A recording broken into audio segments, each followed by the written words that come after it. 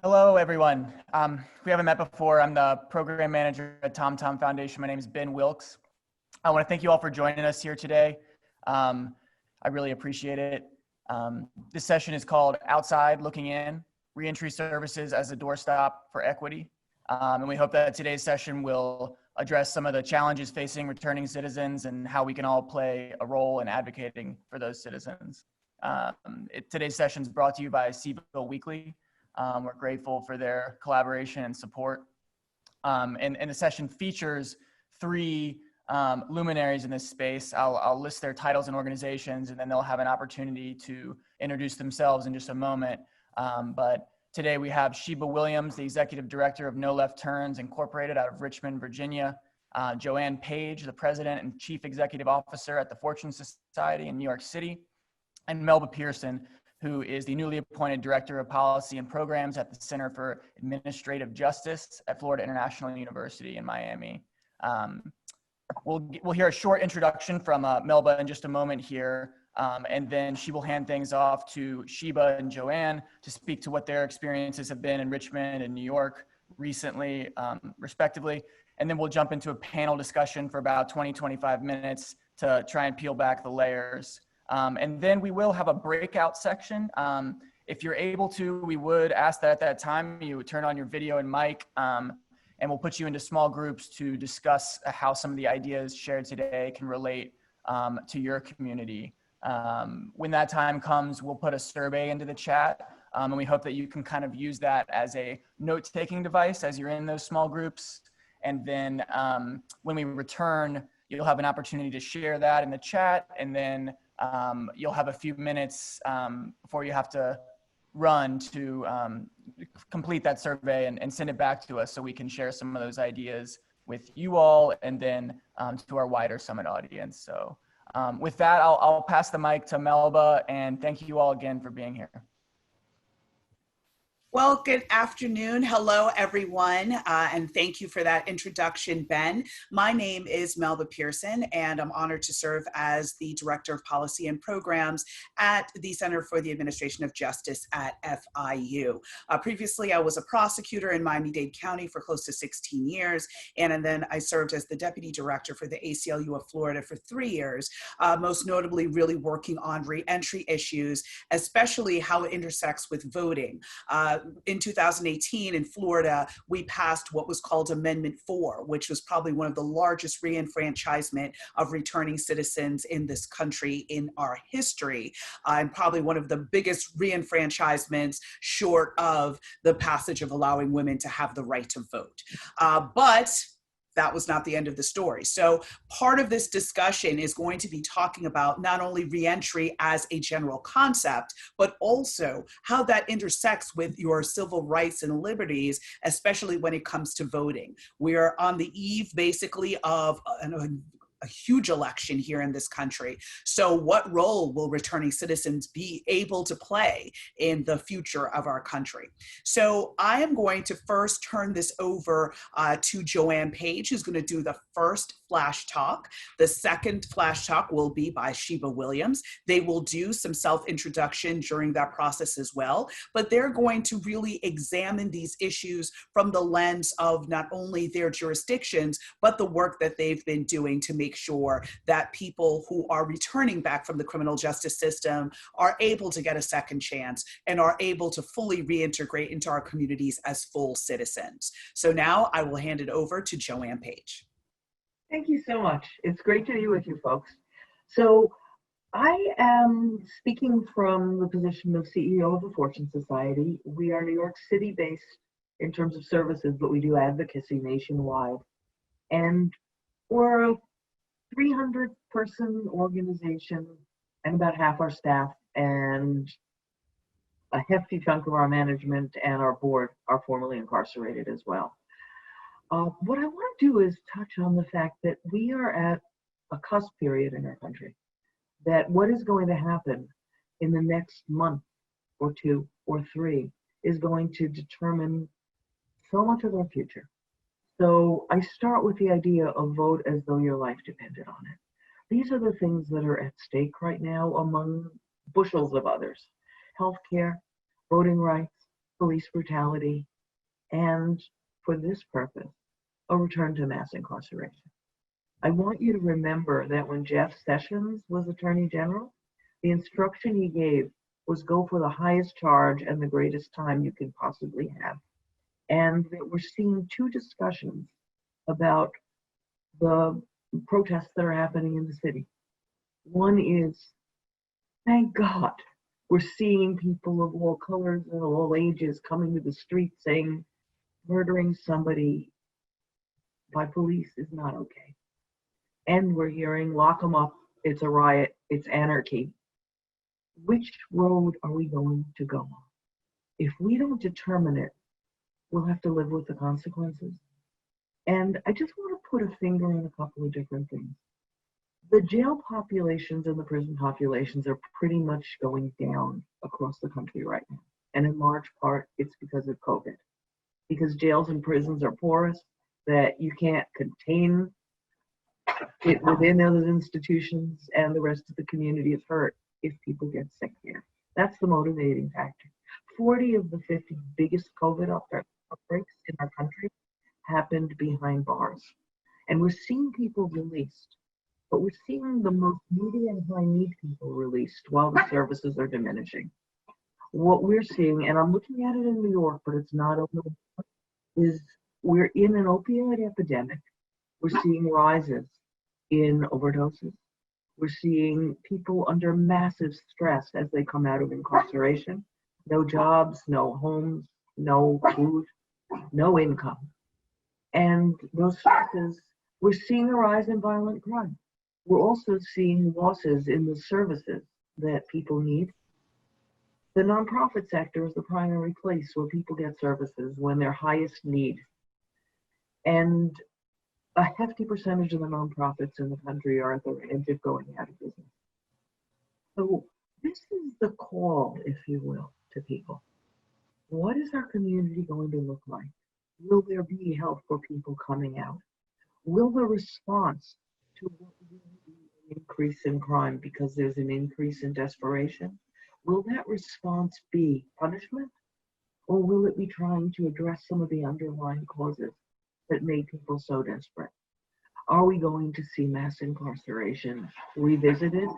Because I think the threat is real. And, you know, I'm a lawyer by training. Think about the judges. Think about what happened in Florida. Think about felony reenfranchisement coupled with an immediate disenfranchisement. And 5 of the judges were appointed by the gentleman currently in the White House. So I just want to say, vote as though your life depended on it, because it does. Do what you can to protect the services in your community for people returning from incarceration, because they're fragile and they're under threat. And the ones that are under the greatest threat are the smallest ones and the most vulnerable ones, and often the ones that are based in the neighborhoods that are hit hardest by crime and hit hardest by the criminal justice system, and often headed by people of color. And they need to be protected because they're essential during the times that we're going to face for the next couple of years. And the census, if you didn't do it by the 30th, you didn't do it. And the communities that'll get hit hardest are the one with the lowest census returns, at least for 10 years. They'll have less in the way of representation. They'll have less in the way of resources.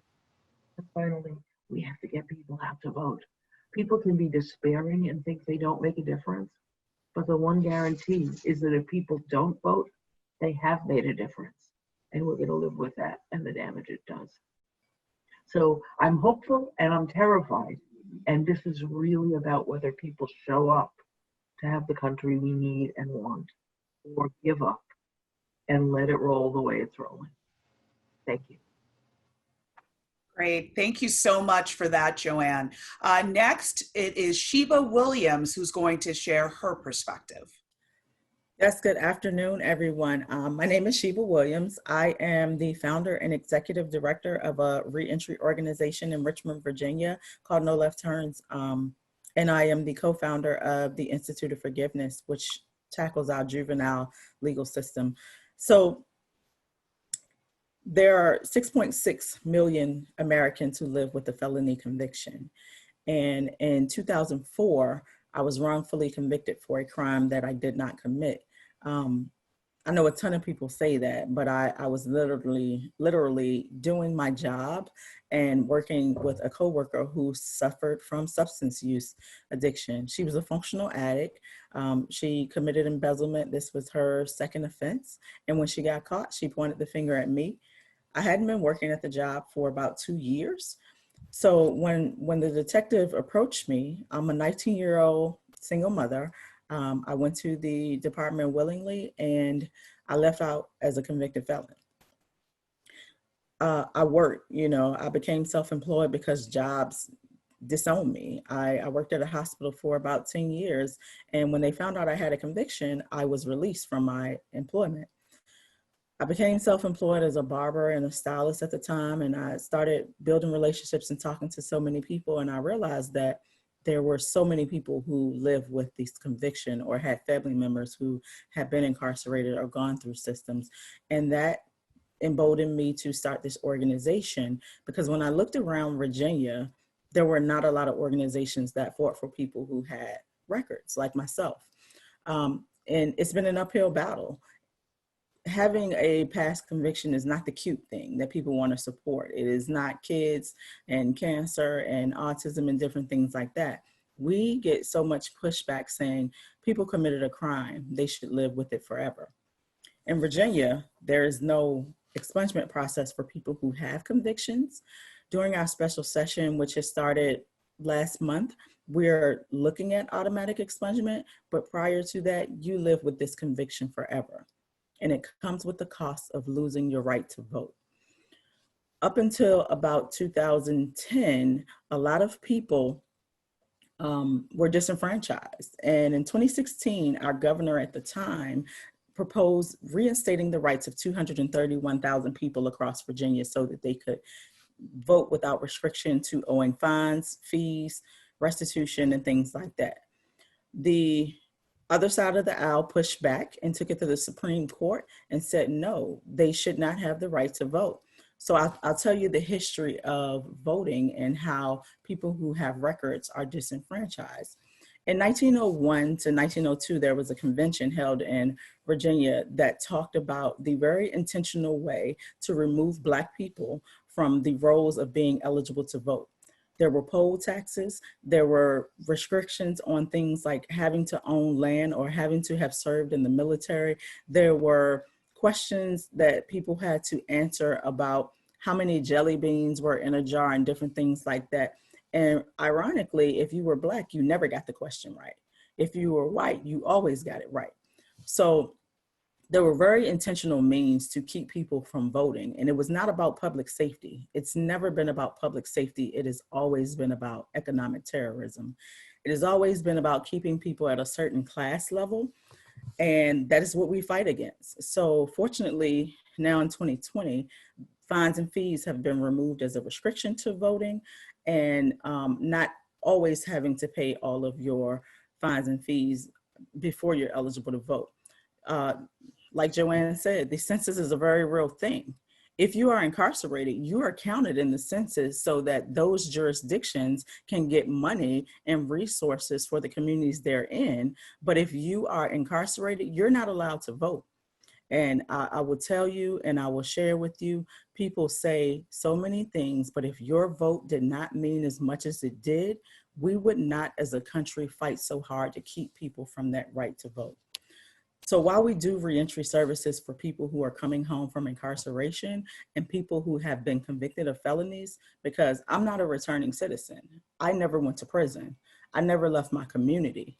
I was far removed from being a whole person because my voting rights were stripped away, but I never had to return to anything. I just lost certain abilities to be able to participate in society. My rights were reinstated by Governor McDonnell in 2013, and I have fought for years to make sure that other people are eligible and able to have their rights back.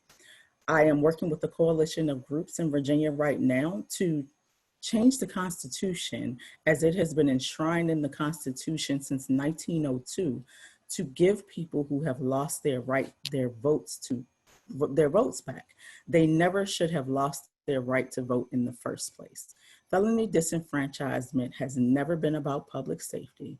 It has never been about keeping crime low. It has always been about keeping certain power structures in place. And we have to fight like our lives depend on it to make sure that every person is able to exercise their voice and their right to choose things like how their schools are run, if their streets are fixed, how their kids are treated, how much money is allocated for lunch, how much money is allocated for school funding. Everything comes down to a cost, and it has always been about capitalism. So if you think that because you don't know a returning citizen or you are not a person who is impacted, that it does not impact you, you are sorely mistaken. The costs come from taking away people's right to vote and making sure that you foot the bill for $32,000 per person, per inmate each year, versus having somebody be able to be on the other side of the wall, paying into society, being a productive member, and having the tools they need to be successful, like housing, voting, education, employment, social services programs, Medicaid.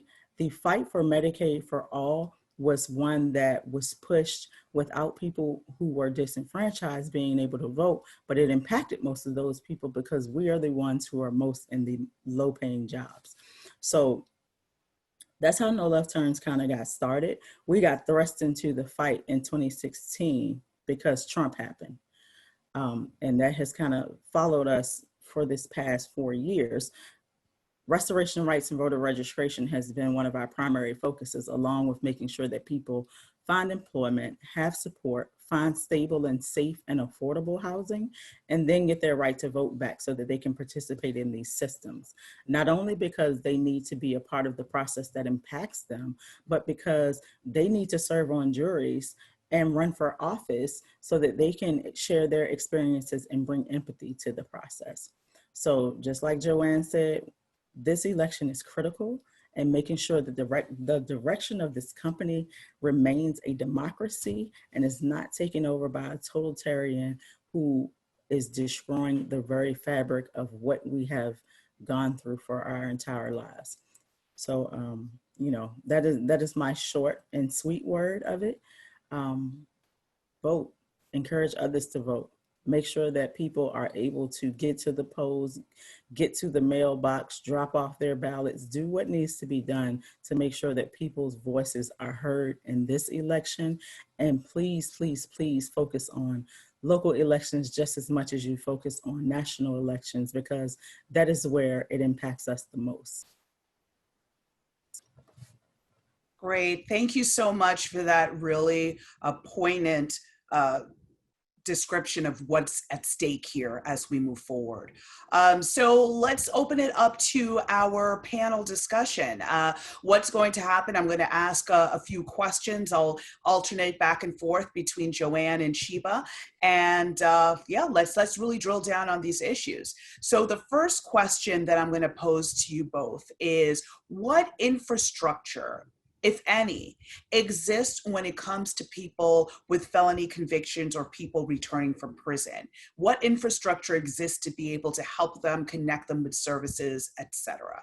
I'll start with you, Joanne, and then pivot to you, Sheba. So it varies from community to community. Often what it is like a cross-hatching of eligibility and ineligibility. So for example, if you are coming out of prison, you are not considered homeless under HUD. So you can't get housing that's funded by HUD, even emergency or transitional housing. So that's an example of a kind of cross-hatching. I think what you see is neighborhood by neighborhood, community by community. You see a kind of spider web of services with a lot of holes in them and a lot of exclusions in them. A lot of what happens is small community-based organizations. And as I said, they're very fragile and really important to support. But what's also important is to fight the reasons people get excluded when they need help. Because, you know, at Fortune, we see people come to us and they're at their last rope. They're at the end. This is their only chance. And if you say you're not eligible and send them away, that often is the last time. So now really matters. The other thing is fighting the kinds of barriers that people face when they're trying to find a job or trying to find housing. We've been doing some work with pro bono lawyers about doing litigation against landlords who discriminate. And we just did a settlement with Macy's about their screening process, which screened out a lot of people with criminal justice history. So I think using the law to fight discrimination is really important as well. Great, thank you, Joanne. Sheba, your thoughts? It's the same. It all depends on mostly your local organizations. Up until very recently, government, like large government, local cities have been buying into reentry efforts. It has mostly been led by smaller nonprofit organizations who, you know, scrap and scrape by to make every penny count and fight through all of the different processes. We do things like expungement clinics in collaboration with Legal Aid Justice Center and the University of Richmond's Innocence Clinic, and address different things. The same with housing. Housing opportunities may equal fights discrimination against people who are, you know, pushed out of certain communities because of their background. And just having conversations a lot of times what leads to change, because people are so used to leaving everything to one question.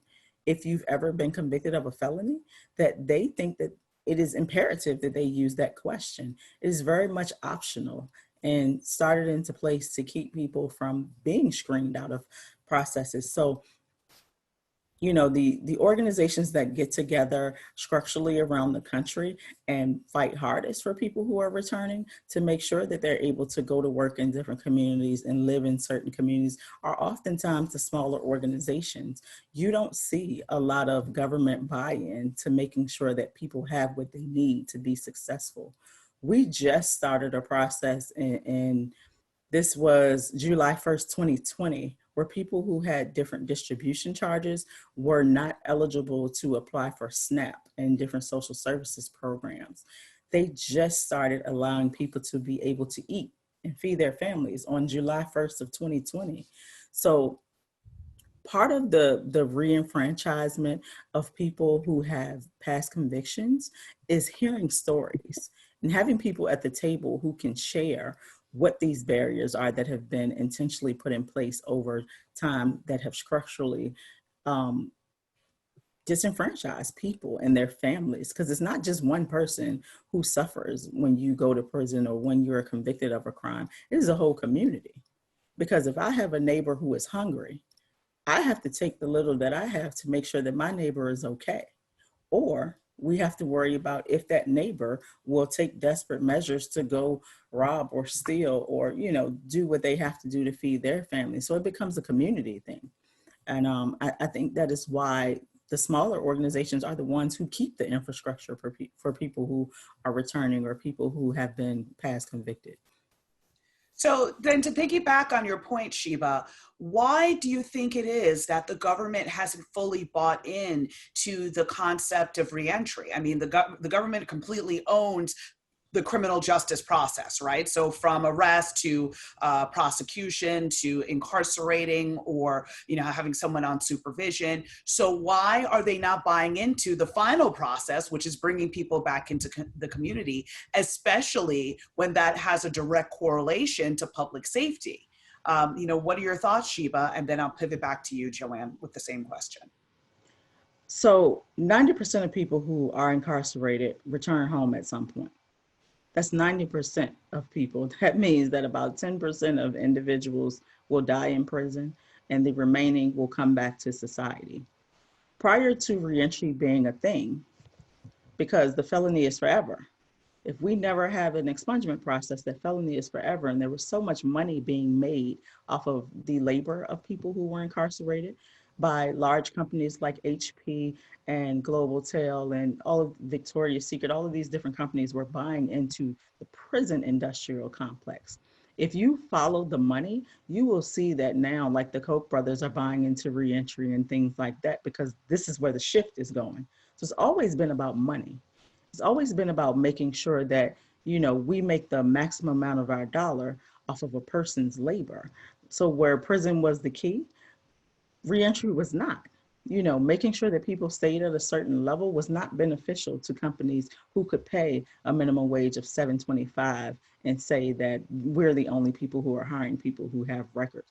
So in a nutshell, it is all about capitalism. Thank you, Sheba. Joanne? I've had a thought saying it's also a very clear picture of where values are. And a lot of this is about racism. That if we really wanted to address these issues, we know that it's only a handful of neighborhoods that most people who get locked up come from.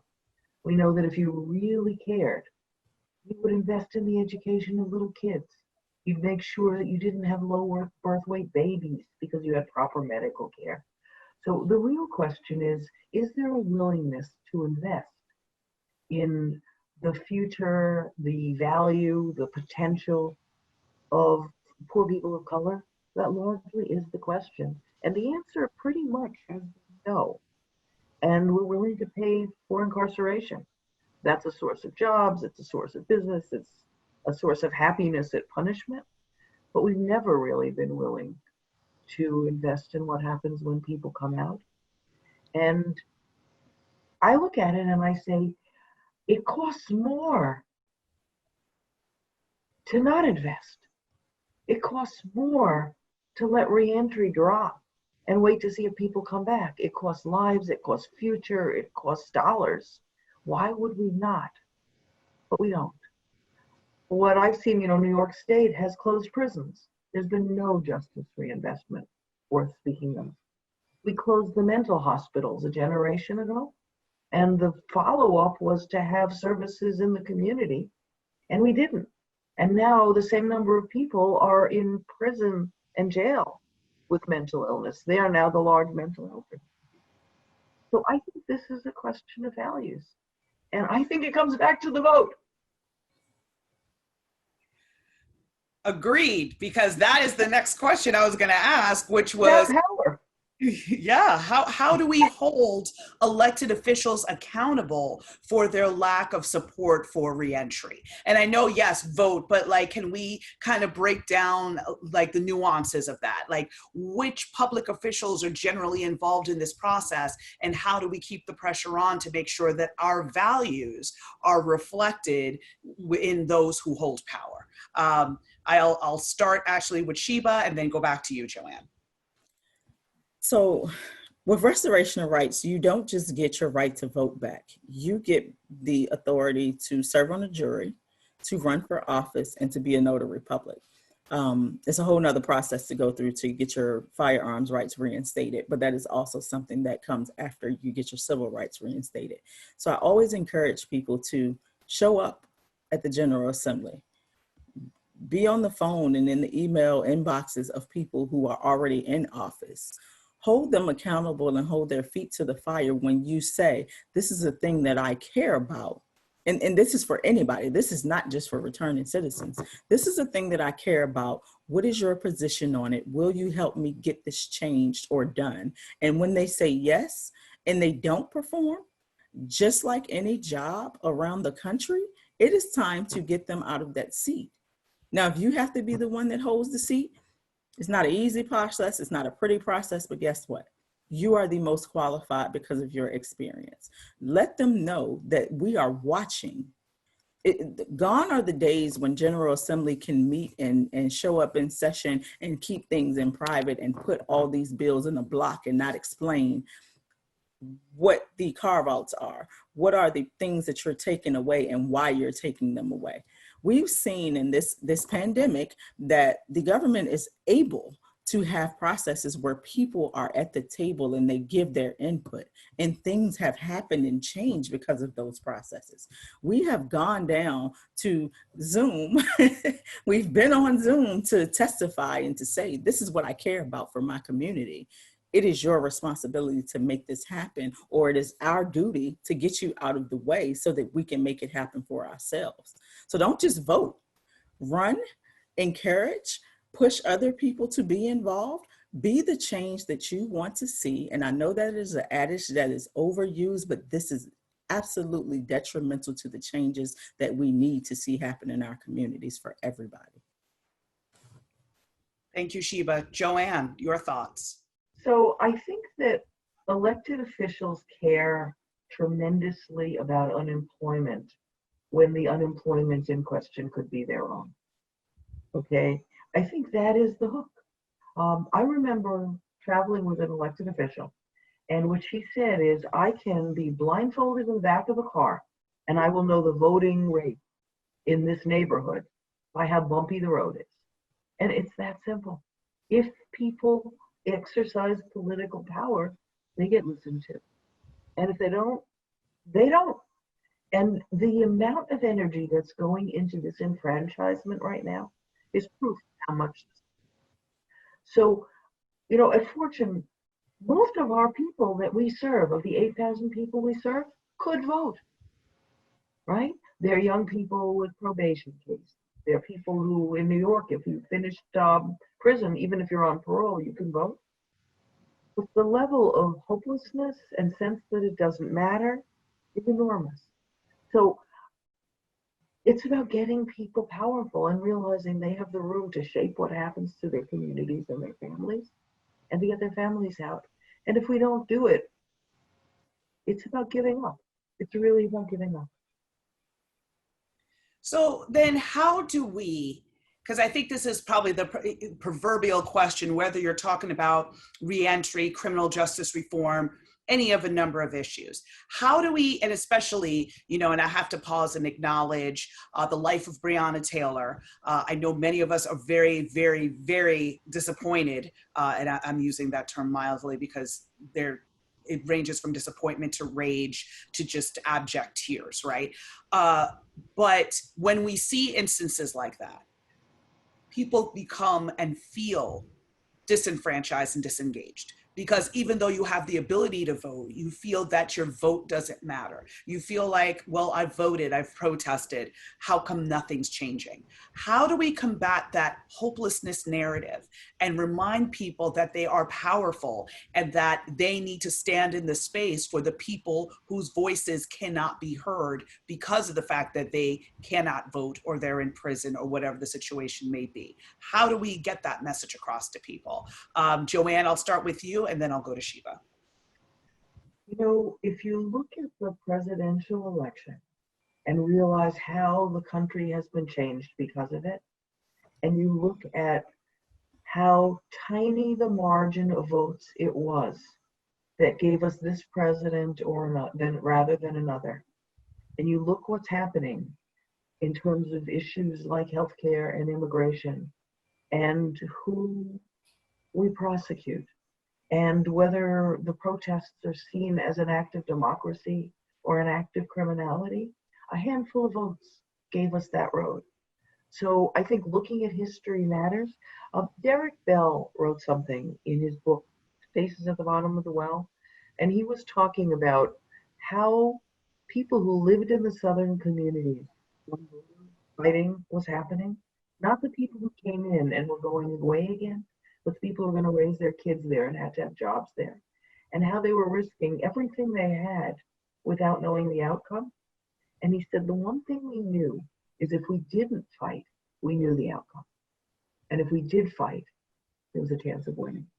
I think people have to grab that chance of winning, because if they give up, that is the future that they've created.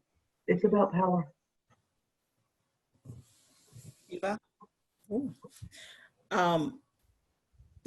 I always look at, last night I was enraged. I couldn't sleep. I wasn't surprised though, because this happens time and time and time again. The fact that a civil suit was paid out and the judgment was announced to the world prepared us for understanding that we would get more of the same and nothing would happen. That starts locally. That starts with the root of the Commonwealth Attorney having autonomous power that nobody checks. We vote for these people. They are public servants and they work for us. So I dare say we can't just vote, get our sticker and post it on social media and walk away from the process. We have to stay on top of these people and understand what they really fight for. When people come with their smiles and they sit in our churches at election time and say, we're running for office and we're fighting for you, guess what? Everybody's fighting for you when they want something from you. But hold them to the fire and say, this is what I need for my community. This is what I need for my family, and make sure that they follow through. And when they don't follow through, make sure that you get them out of the way, because that is what matters. The difference between justice served and justice denied is putting that man in place who said a wall was more important than a person's life. Putting people in position to say that we will prosecute a victim before we prosecute the perpetrator of the crime. This has gone on forever, and it's not because our vote doesn't matter right now. It's because systems have been in place for far too long before we were even brought to the table to give the option to participate in the process. But times are changing. This is the time of changing. Change has never been easy. Change has never been evident and prevalent as we are going through it. But people are sitting up and taking notice of the fact that the average everyday citizen is getting more involved in the process. And these people who have been sitting on judgeships for years, these people who have taken term and term and term after Congress and the Senate are scared. You know, the president gets on the TV and he shouts his rhetoric and he does his different things, but he doesn't have the authority to make the laws. You think about the systems of checks and balances for our legislative and judicial and executive branches, he just signs these things. Now he does some crazy stuff and he says, you know, all kinds of things. But the fact is, in Congress and in Senate, this is where decisions are being made that impact us forever. So we have to pay attention. We have to be vigilant about getting involved and staying involved. So when things like this happen, we make the changes. You know, I don't even know, you know, how to address how I feel about the Breonna Taylors and the Eric Garners and Tamir Rices and, you know, all of the people who have lost their lives due to police violence. But we also have community violence. So, you know, our voices have to be the people who make the changes, because right now it seems hopeless, but nobody is not looking at what we're doing to make changes in this moment right now. You won't see the benefits right away, but I promise you, if you keep working towards these changes, they will come. Agreed. So we're about to move into our, oh, wait, yes, Joanne, yes, go for it. You know what the proof is of what Sheila said? The far right has been working to achieve what it achieved for years. Unremittingly, stubbornly, step by step, and look at the Supreme Court we've got. Absolutely. Absolutely. You know, my final thought on that is, this is a quote that I heard originally from Sean King, and I've just been using over and over again. When they go low, we go local, because so much of our lives are impacted at the local level. And we can't ignore our county commission, our you know, General Assembly meetings, members, our state legislators, because so much happens on the state level that we can use to address issues around reentry and around criminal justice reform. And if we just ignore those races and only focus on the presidential, we will not see the change that we want to see in our communities. So at this juncture, I'm going to turn it back over to Ben Wilkes, who's going to guide us into the breakout session. Definitely thank you to Sheba and Joanne for your thoughts. They're going to give some final words towards the end of this session once we come back from the breakout sessions. But right now, I turn it back over to Ben. Thank you, Melba. Thanks, Melba, and thank you, Sheba and Joanne, for providing this call to action here today, and this sliver of hope too. I think it means a lot and is very impactful for the folks that are here. Speaking of which, we'd love to put you all into some small groups now to have a conversation about these issues. The question we want you to consider is, how do we make sure that the voices and needs of returning citizens are heard and met, especially in this election season. And if you check out in the chat, I just put a link there to a survey. It will kind of guide you through that conversation and reiterate the question that I just voiced. So if you give me just a moment, I'll put you into those. We'll have you in there for about 10 or 15 minutes. And then as Melba mentioned, we'll reconvene for an opportunity to share some closing thoughts.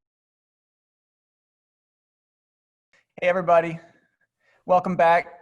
I hope you all had some great conversations.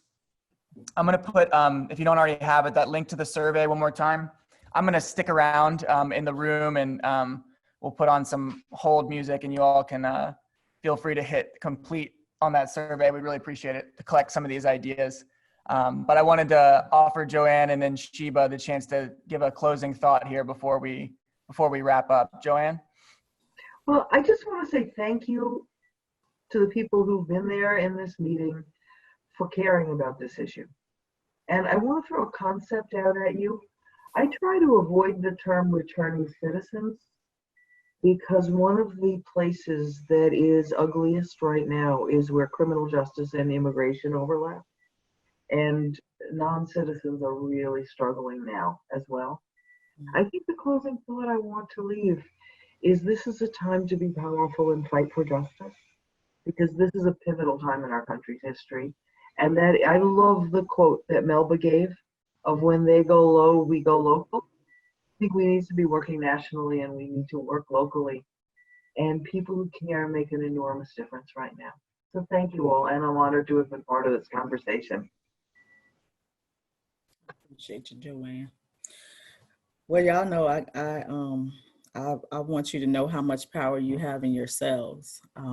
This election coming up is about our lives.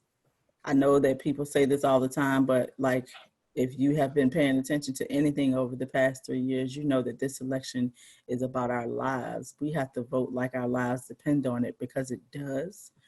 When we're talking about people who are impacted by court injustice involvement, it is going to take the community. It is going to take all of us to receive these people and support them. If you're thinking about starting a business, if you are thinking about renting a house or being a neighbor to someone who has court injustice involvement, help make their transition easier by supporting and standing strong in the face of opposition to saying that people don't deserve to live here or work here or be here or vote here. There are so many barriers that come with a conviction, and a whole lot of difference between people who don't have convictions and people who do are getting caught and having the resources to fight that charge. So we have to look at the root causes of what is making people commit crimes and understand that this is about humanity now. You know, the justice system has stood in place of rehabilitation and taken away resources for far too long. And it is a directly impacted person's voice who will be the guiding light to change, but we cannot do it without everyone's support. So keep that in mind, vote, make sure that somebody else votes. Run for office if you are so emboldened. And if you are a person who really truly believes in democracy and community, hit me up and I will support you from wherever I am because we need some change. I appreciate you all. Thank you for having me, and vote like your life depends on it. Thanks, Sheba. Appreciate it. And thanks everyone for being here. See some familiar faces. Glad to have you all, and see you next time.